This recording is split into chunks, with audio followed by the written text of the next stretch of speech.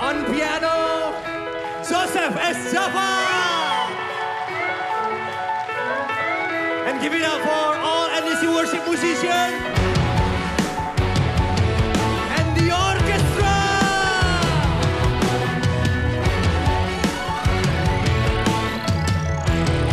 Come on. Kami siap nyatakanlah, kami siap nyatakanlah.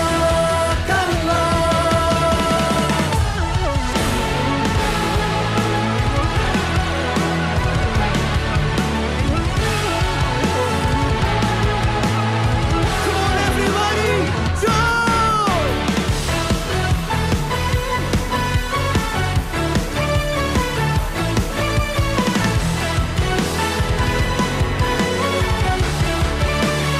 Speak it up. Bumbu dahsyat kuasa-Mu tak pernah berubah. Kau yang terhebat takkan terkalahkan. Bumbu dahsyat lawatan-Mu tercurah atasku. Kau yang terhebat takkan terkalahkan. Sing it.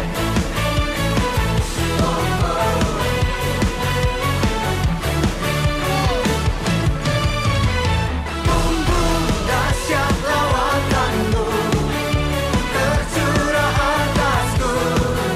Kau yang terhebat takkan terkalahkan.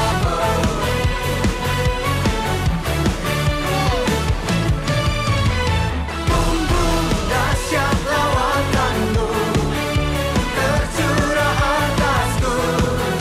Kau yang terhebat takkan terkalahkan.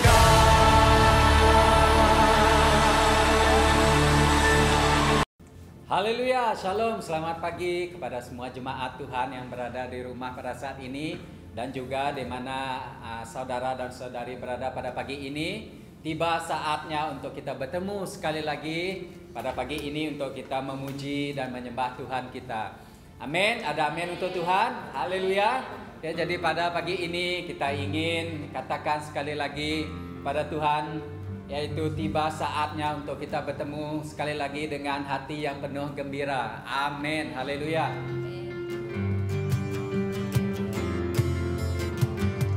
Amin. Haleluya.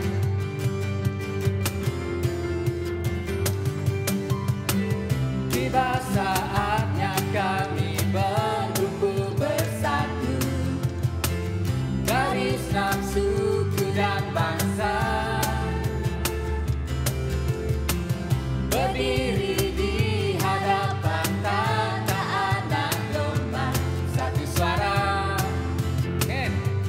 menyatakan keselamatan, keselamatan bagi Allah yang duduk dan bertata.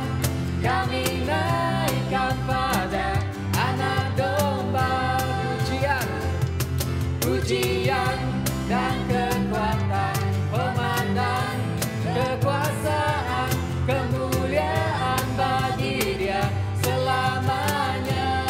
Kita katakan sekali lagi, amin, haleluya. Tiba saatnya semua, tiba saatnya kami berkumpul bersatu, dari enam suku dan bangsa, berdiri di hadapan tanda anak domba, satu suara, amin, menyatakan, katakan semua, keselamatan bagi Allah yang duduk dan berkata. Kami naikkan pada anak domba pujian, pujian dan kekuatan, pemandang kekuasaan, kemuliaan bagi Dia selamanya. Sekali lagi, keselamatan, keselamatan bagi Allah yang duduk dan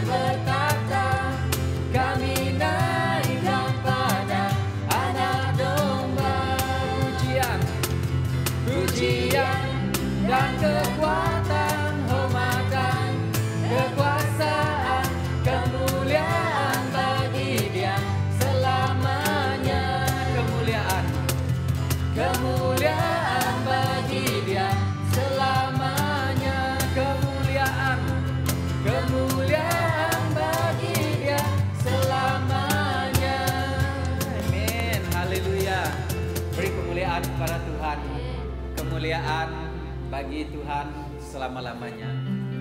Hanya pada Dia kita angkatkan nama Tuhan. Haleluya, saudara dan saudari. Pada pagi ini saya rindu untuk bawakan kita untuk terus memuji Tuhan, untuk terus menyembah Tuhan. Karena Dia layak yang dipuji. Karena Tuhan kita layak disembah. Tuhan kita layak ditinggikan. Semua bumi sujud kepadanya. Alam semesta tunduk kepada Tuhan. Haleluya Yesus. Haleluya. Biarlah kebesaran nama-Mu Tuhan sentiasa disebut, sentiasa diingat. Tidak kira di mana kami berada Tuhan. Haleluya, haleluya Yesus. Terima kasih Yesus. Amin. Saudara dan saudari, mari kita nyanyikan kepada Tuhan pada pagi ini. Dia layak dipuji dan disembah.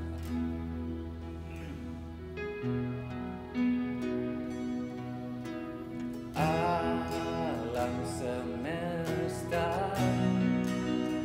melukiskan kebesaran Tuhan. Bumi dan surga menyanyikan kemuliaan nama-Mu. Hosana,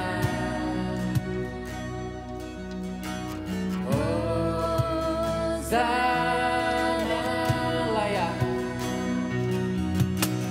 layak dipuji disembah. Kaulah yang bertahta dulu sekarang dan selamanya, Raja atas segala raja. Nama-Mu besar termulia. Katakan sekali lagi kepada Tuhan, alam semesta. Amin. Alam semesta melukiskan kebesaran Tuhan. Katakan, Bumi dan surga menyanyikan kemuliaan nama-Mu. Hosana, Hosana, Hosana, layak dipuji disembah. Kaulah yang bertahta dulu sekarang dan selamanya, Raja atas segala raja. Nama-Mu besar termulia. Nama-Mu besar termulia.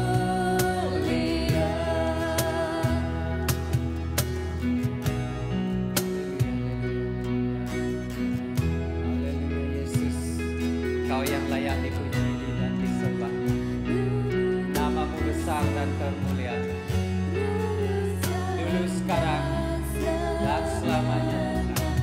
Engkaulah Raja di atas segala raja. Tuhan, Kau memerintahkan atas kami semua yang berada di bumi Tuhan. Amin. Hosana. Hosana.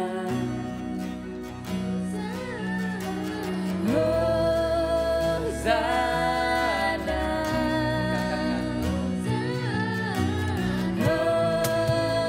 Hosana,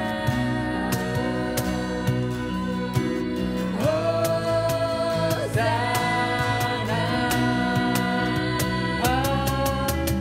layak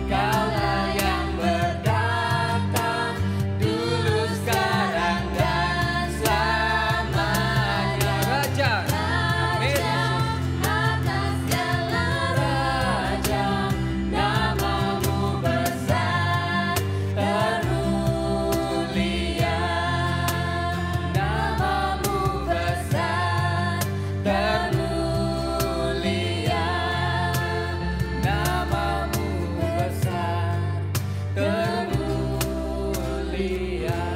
Haleluya Yesus. Terima kasih Yesus. Terima kasih Tuhan. Namamu besar dan termulia. Engkaulah Raja segala raja. Biarlah namamu Tuhan sentiasa ditinggikan. Tidak kira di mana saja kami berada. Oh Tuhan, terima kasih Bapa. Terima kasih Roh Kudus. Segala kemuliaan hanya bagi namamu Tuhan. Amin. Hai gereja, saya percaya setiap kita diberkati dengan puji sembah sebentar tadi. Saya rasa setiap kita masih dalam mood gawai.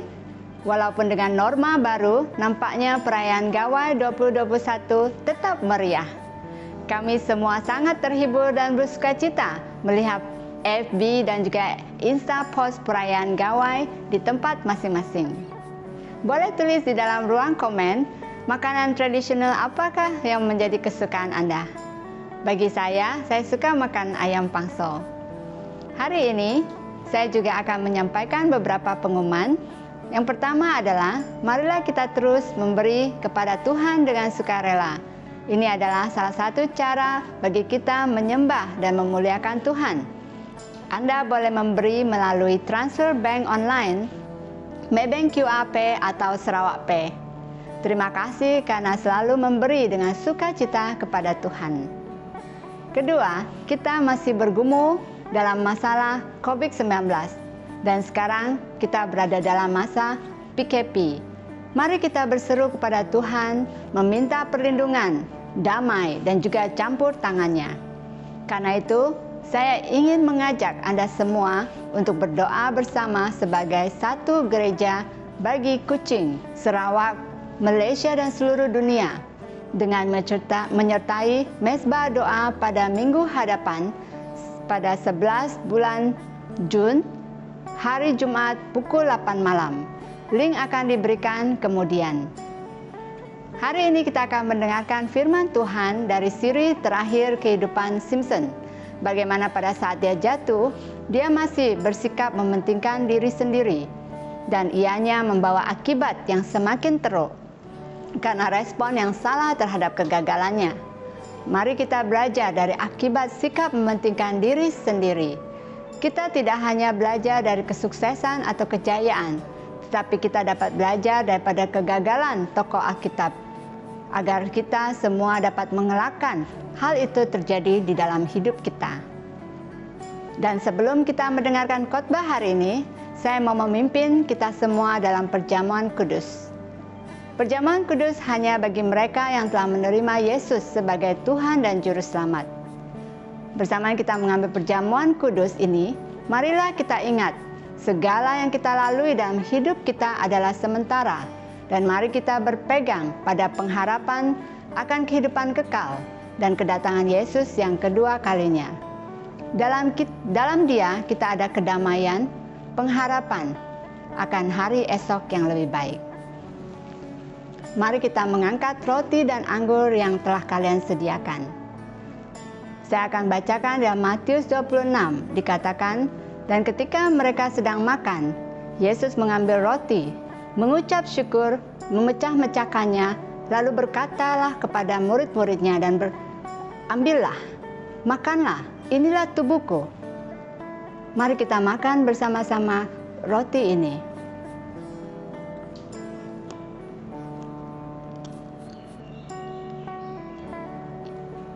Dan sesudah itu, ia mengambil cawan, mengucap syukur, lalu memberikannya kepada mereka dan berkata, minumlah kamu semua dari cawan ini, sebab inilah darahku, darah perjanjian yang ditumpahkan bagi banyak orang untuk pengampunan dosa.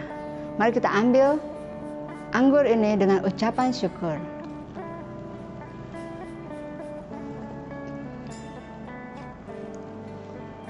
Dan Yesus katakan, aku berkata kepadamu mulai dari sekarang, aku tidak akan minum lagi hasil pokok anggur ini sampai pada hari aku akan datang kedua kalinya dan minum bersama-sama dengan kamu, dengan Bapa-Ku di surga. Mari kita berdoa. Tuhan, terima kasih untuk hari ini, karena Engkau telah mengingatkan kami tentang kasih-Mu. Melalui perjamuan kudus ini, kami dapat berpegang kepada pengharapan dan juga kasih yang hanya daripada Engkau saja. Dalam nama Tuhan Yesus kami berdoa dan mengucap syukur. Amin. Mari kita menyiapkan hati kita untuk mendengarkan firman Tuhan hari ini. Selamat pagi, saudara-saudari. Hari ini adalah kebaktian online. Pada masa ini, kami masih dalam siri Hakim-Hakim. Dan pada hari ini, kita akan melihat tajuk akibat dari sikap mementingkan diri sendiri.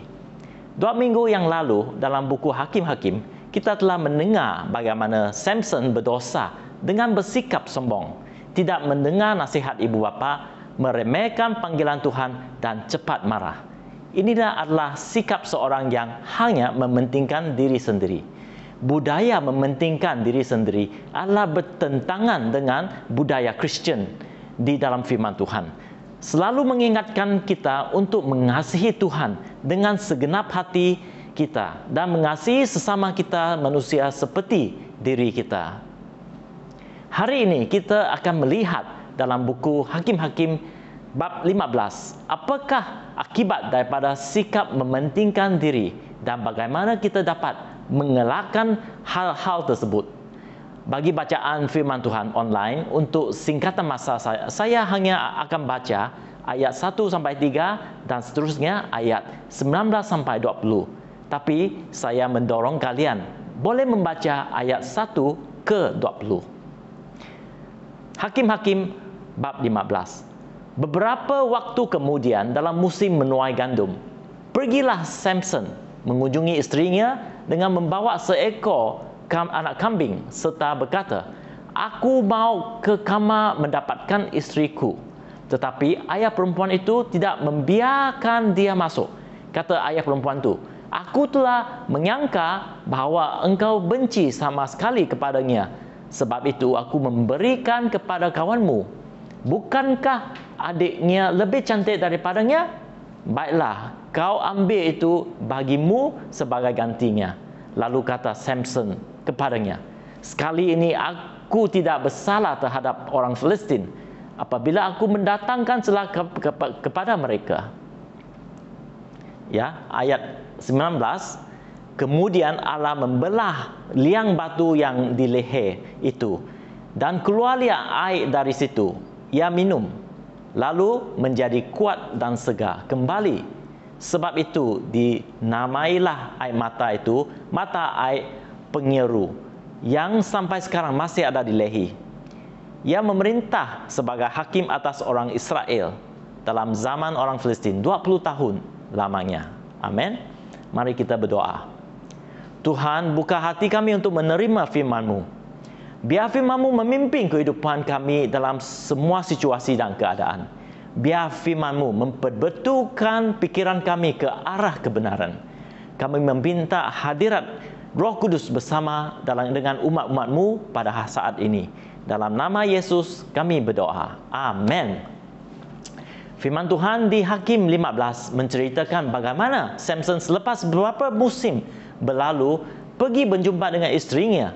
Apabila dia bertemu dengan ayah gadis itu, memberitahu bahawa gadis itu telah diberikan kepada orang lain.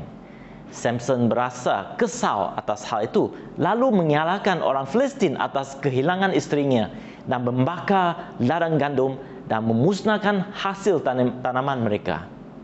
Orang Filistin membalas dengan membunuh bekas isterinya dan ayahnya. Sebagai balasan, Samson membunuh banyak orang Filistin. Akibatnya, orang Filistin menyerang Yehuda mencari Samson. Orang-orang Yehuda takut kepada orang Filistin, lalu mereka datang meminta Samson untuk menyerah kepada orang Filistin. Dari petikan firman Tuhan tadi, kita dapat memperhatikan bahawa dosa-dosa kecil dari sikap sombong, cepat marah, tidak menghormati orang tuanya dan meremehkan Tuhan adalah watak Samson yang hidup penuh dengan diri sendiri. Sebenarnya, budaya yang mementingkan diri sendiri sangat ketara di dunia semenjak dosa bermula dari Adam dan Hawa. Sikap mementingkan diri selalu akan membawa kesan yang tidak baik kepada kita dan juga membawa akibat buruk bagi orang di sekeliling kita. Kita dapat lihat daripada tindakan Samson di mana dia hanya mementingkan diri sendiri dan ini menjadi satu kebiasaan bagi dia hingga menyebabkan pembunuhan dan pertengkaraan. Oleh itu, Tuhan pada hari ini ingin membebaskan kita dari kebiasaan yang penuh dengan diri kita supaya kita dibebaskan daripada belenggu dosa. Mari kita lihat apa yang akibat dari kebiasaan mementingkan diri. Ada 3 akibat dari mementingkan diri, yaitu 1. Membawa kecelakaan. Keegosan Samson untuk mengawini seorang gadis Filistin yang tidak selaras dengan kehidupan seorang Nazir, dan pada saat keinginannya tidak mencapai, dia marah dan rasa kecewa. Samson hanya mementingkan dirinya. Dia kecewa kerana tidak mendapat apa yang dia inginkan. Dia tidak melihat bahawa apa yang dia inginkan sebenarnya melanggar kehendak Tuhan. Kadang-kadang kita mempunyai rencana yang tidak kita inginkan dan kita bersungguh-sungguh inginkan kejayaan dan rencana tersebut. Tetapi apabila rencana tersebut gagal kerana rencana itu mungkin hanya mementingkan diri sendiri, akibatnya akan membawa kekecewaan kepada kita sendiri. Kalau kita tahu tujuan Tuhan, kita tidak rasa kecewa jikalau rencana gagal kerana kegagalan itu mungkin juga rencana Tuhan. Amin. Tetapi kadang kita tidak menyedari mungkin rencana kita gagal kerana mungkin hal itu menentang kehendak Tuhan. Oleh itu, kalau kita mengikut rencana Tuhan, kita akan mengalihkan sikap mementingkan diri kepada menginginkan kemuliaan Tuhan dan mementingkan orang lain.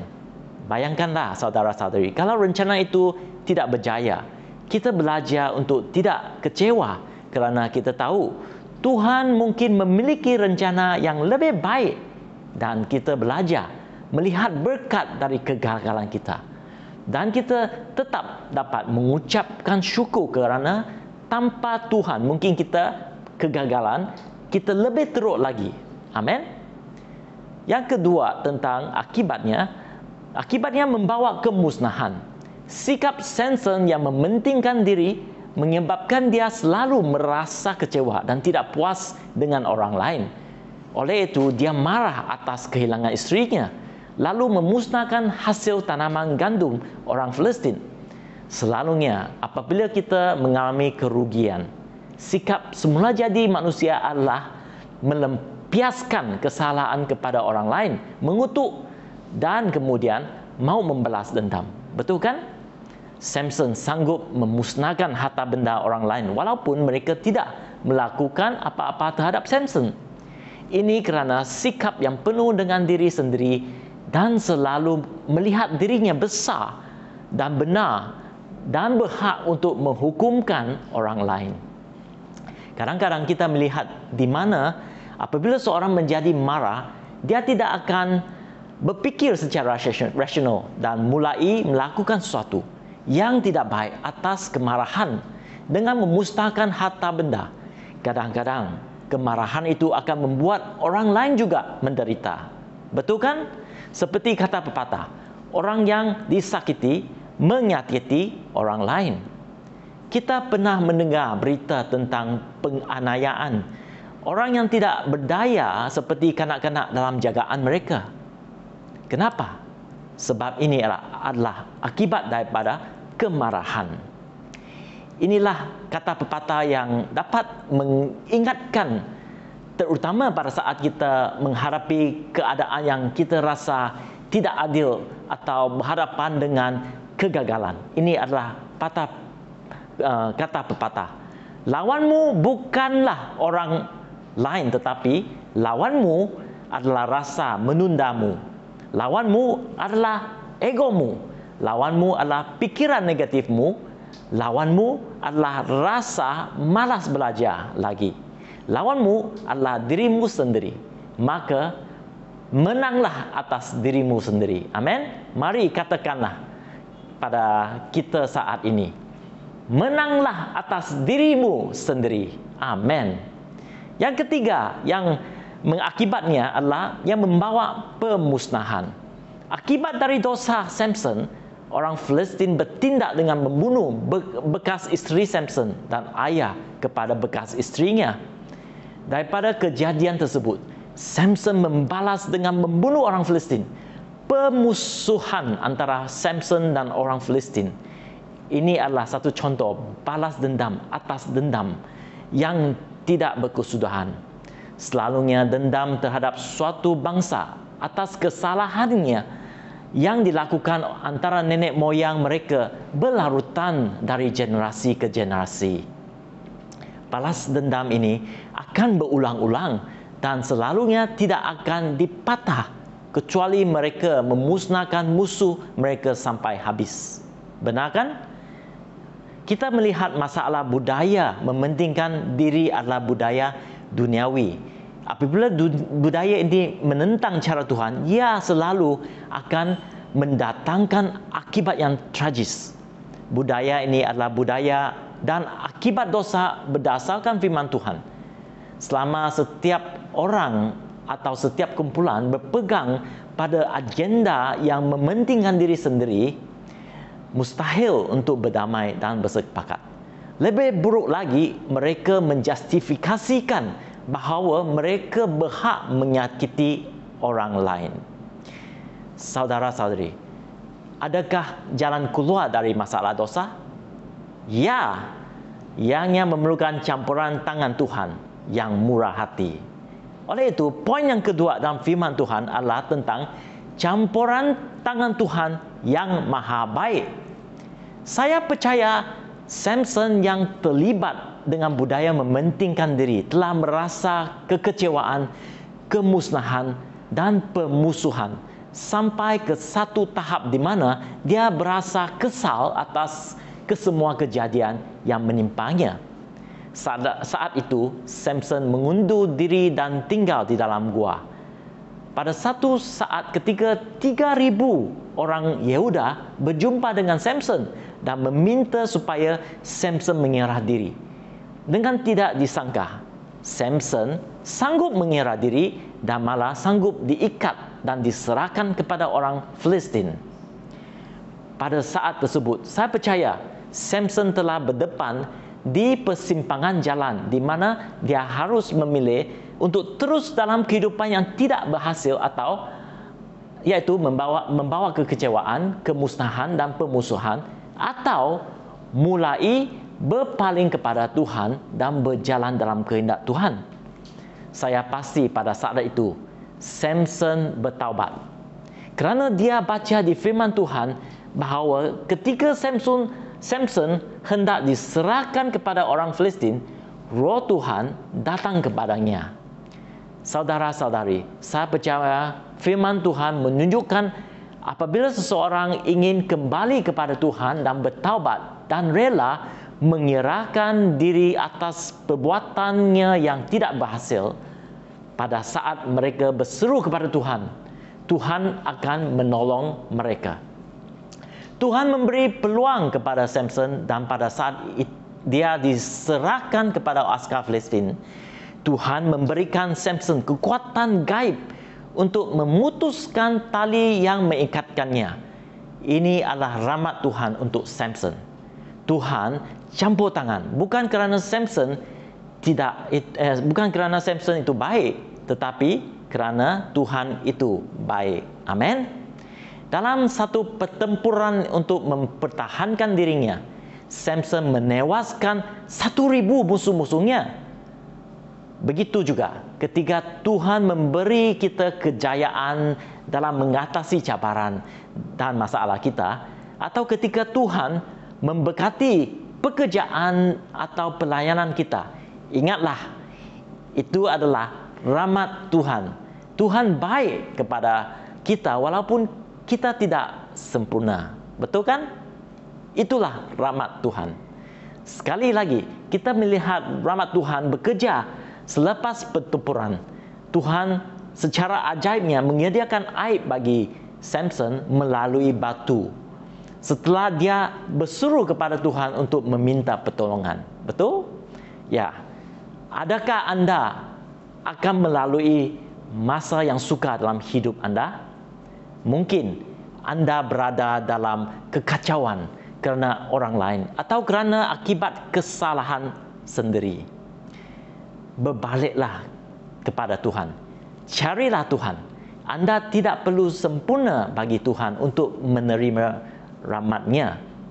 Tuhan terlebih rindu memberkati umat-Nya. Oleh itu, bertaubatlah kepada Tuhan. Jadi, bagaimana kita meminta pertolongan kepada Tuhan? Dengan mengakui dosa kita dan berpaling kepada Tuhan. Berpaling kepada Yesus Kristus. Oleh itu, poin yang ketiga adalah wira sejati Yesus Kristus. Sebenarnya nama Samson bererti cahaya matahari atau cahaya. Dia dilahirkan untuk menjadi cahaya Tuhan bagi orang-orang yang hidup dalam kegelapan. Sebaliknya, cahaya Tuhan diselubungi dengan kegelapan watak Samson. Samson adalah seorang yang kuat dan hebat. Tetapi dia tidak hidup sebagai pahlawan sebenar. Dia adalah manusia yang tidak sempurna. Orang berdosa sama seperti kita semua. Samson memerlukan wira untuk menyelamatkannya juga. Sebenarnya Alkitab penuh dengan orang-orang yang tidak sempurna. Ini mengedarkan kita bahawa mereka memerlukan Tuhan. Tuhan mengizinkan hidup mereka dicatatkan untuk kita. Kehidupan mereka menggambarkan sifat manusia yang berdosa dan pada masa yang sama menyatakan rahmat Tuhan. Amin. Oleh itu dalam buku Kolose 3 ayat 7 sampai 8 yang mengatakan begini, dahulu kamu juga melakukan hal-hal itu ketika kamu hidup di dalamnya. Tetapi sekarang buanglah semuanya itu, yaitu marah, garam, kejahatan, fitnah dan kata-kata kotor yang keluar dari mulutmu. Amin. Saya bersyukur Tuhan tetap percaya dan memakai wira-wira dalam Alkitab ketika mereka gagal. Dan terlebih lagi, saya sangat bersyukur Tuhan tidak menyerah dan selalu memberi kesempatan kedua bagi kamu dan saya apabila kita gagal. Sebenarnya Yesus Kristus menyerahkan nyawanya di kayu salib untuk menghapuskan dosa dan penghakiman kita. Wira manusia tidak pernah sempurna. Wira Alkitab tidak pernah sempurna. Tuhan tidak menyerah dengan mereka. Begitu juga kita. Amin. Dalam buku Efesius 4 ayat 21 sampai 24 mengatakan begini, kerana kamu telah mendengar tentang Dia dan menerima pengajaran di dalam Dia menurut kebenaran yang nyata dalam Yesus, yaitu bahawa kamu berhubung dengan kehidupan kamu yang dahulu harus menanggalkan manusia lama dan menemui kebinasaannya oleh nafsunya yang menyesatkan, supaya kamu diperbarui di dalam roh dan pikiranmu dan mengenakan manusia baru yang telah dicipta menurut kehendak Allah di dalam kebenaran dan kekudusan yang sesungguhnya. Amin. Yesus menyerahkan hak-haknya sendiri untuk membawa kebenaran Tuhan kepada orang-orang berdosa dengan mati untuk dosa-dosa mereka. Yesus menjalani kehidupan yang penuh dengan buah roh dan penuh dengan karunia roh. Sebagai pengikut Yesus Kristus, marilah kita mempersembahkan diri sepenuhnya kepada Tuhan. Seperti Yohanes Pembaptis, marilah kita berdoa agar Yesus Kristus semakin bertambah dalam diri kita dan kita harus berkurang. Amin. Tidak kira apa yang kita sedang berjuang dalam diri kita, masanya bagi kita untuk mengosongkan diri dan dipenuhi dengan semua kebaikan Yesus Kristus. Menyerahkan kepada Tuhan kemurungan, keraguan, negatif, kekecewaan, kemarahan, balas dendam, pengampunan, kepahitan, kebenaran diri. Amin. Bayangkanlah apa kesan dan pengaruh positif kita ketika kita dipenuhi dengan kasih Kristus dan penuh dengan kuasa Roh Kudus. Kita dipanggil untuk menjadi garam dan terang bagi dunia, untuk melakukan kebaikannya. Sudah waktunya untuk bangkit dan bersinar bagi Yesus Kristus. Cahaya kita telah datang. Amin. Mari kita berdoa. Bapa di syurga, kami mengucap terima kasih untuk firman-Mu yang mengingatkan kami bahwa Yesus adalah cahaya bagi kami melepaskan diri dari belenggu dosa yang terjadi apabila kami hanya mementingkan diri. Kami berdoa agar kami disegarkan oleh Roh Kudus dalam situasi kami dan dapat menjadi terang dan garam walau apapun keadaan yang kami hadapi. Supaya kami dapat melihat rencana-Mu dan tinggal dan melihat kesan dan pengaruh positif apabila kami mengutamakan Tuhan dan mengasihi sesama kita manusia seperti diri kita. Amin. Saya juga mahu berdoa bagi mereka yang berdepan di persimpangan jalan di mana mereka harus memilih untuk terus dalam kehidupan dalam kegelapan atau berpaling kepada Tuhan. Kiranya hari ini firman-Mu membawa mereka untuk berpaling kepada-Mu dan berjalan bersama dengan Engkau dalam panggilan-Mu untuk hidup mereka. Amin. Dalam nama Yesus kita katakan amin. Terima kasih kerana mengikut kebaktian online hari ini. Saya mahu mendorong kita semua untuk menjadi pelaku firman Tuhan.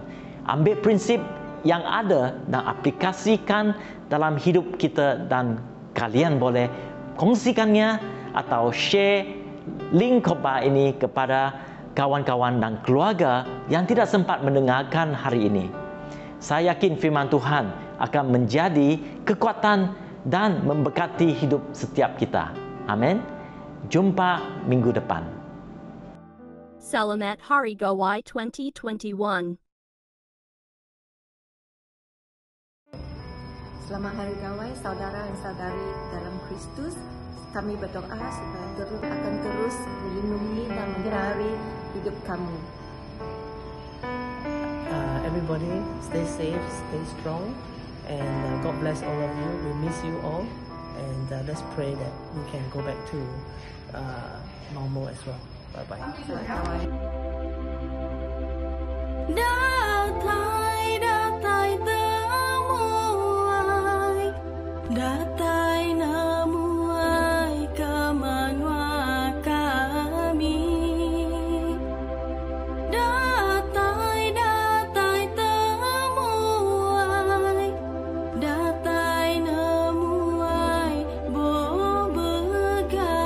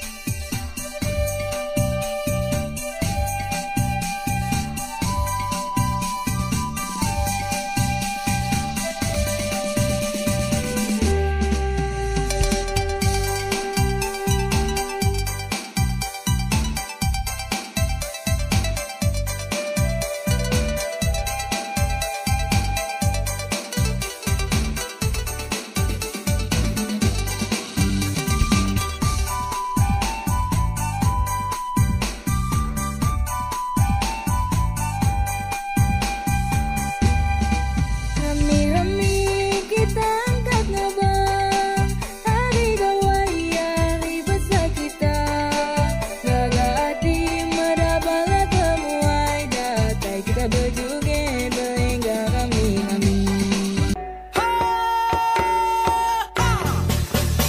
Buka, me pintu buka. Buka, gerbang, kami pintu kita. Nami uli tama. Nami uli tama. Nami uli lawa. Oh ha. Selamat hari gawai. Gayu guru keren gamai. Selamat hari masai.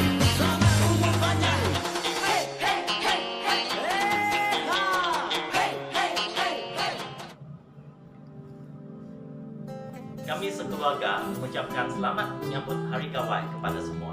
Kami sangat berharap dapat merayakan Gawai gereja, tetapi untuk keselamatan dan usaha mengawal wabak COVID-19, kebaktian secara fisikal masih belum dapat diadakan. Tetapi puji Tuhan, kita masih dapat mengadakan penyambutan Gawai secara online. Dan kami sangat bersukacita karena kami mendengar setiap kita tetap berhubungan dan berdoa bagi satu sama lain. Hati kami merasa bersukacita dan diberkati dari video rekaman keluarga-keluarga yang bersalam, mengajar, dan menari-nari. Dalam firman Tuhan di buku Matius 18:20 mengingatkan kepada kita bahwa Tuhan Yesus tetap bersama dengan kita, sebab di mana-mana 2 atau 3 orang berkumpul dalam nama Yesus, di situ Yesus ada di tengah-tengah mereka. Mari pada masa ini kita tetap bersekutu di dalam nama Yesus dan berkumpul dalam hati dan jiwa. Di mana-mana pun kita berada secara online, dan saya percaya kehadiran Tuhan Yesus akan tetap bersama dengan kita. Amin. Sekali lagi kami katakan selamat itu Hari Gawai Daya. Gayu guru gerai nyamai. Lantang senang muan menuai. Oh ha.